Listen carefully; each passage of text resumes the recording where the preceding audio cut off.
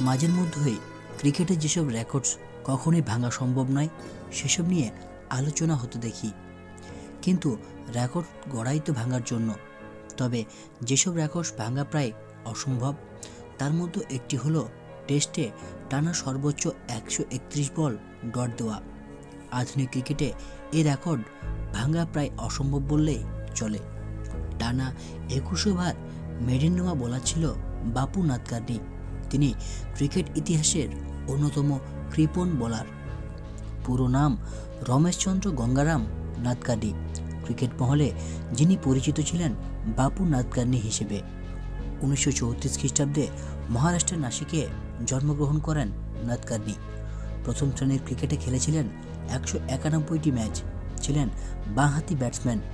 মোট রান ছিল 8,880, গড় 40.36, ছিল 14টি সেঞ্চুরি, সর্বোচ্চ 283।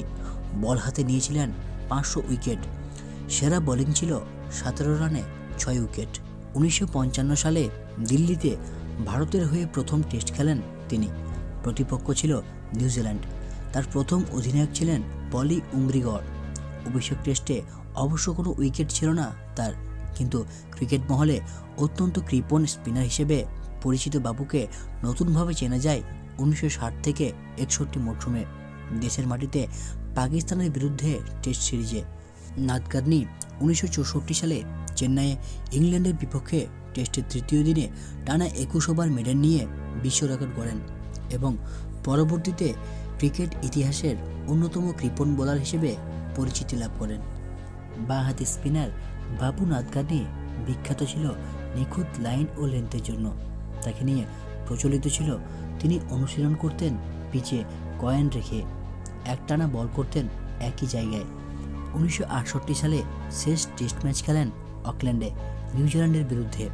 অধিনায়ক ছিলেন মনসুর আলী খান পদ্ধতি।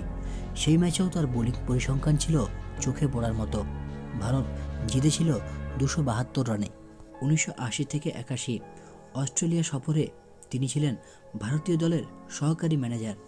বাপু এমন এক সময়ে ক্রিকেট খেলেছিলেন যখন ব্যাট বা গ্লাভস তেমন উন্নত ধরনের ছিল না, কিন্তু নাছোড় মানসিকতার বাপুকে কোনো সময়ে কেউ হার মানাতে পারেনি।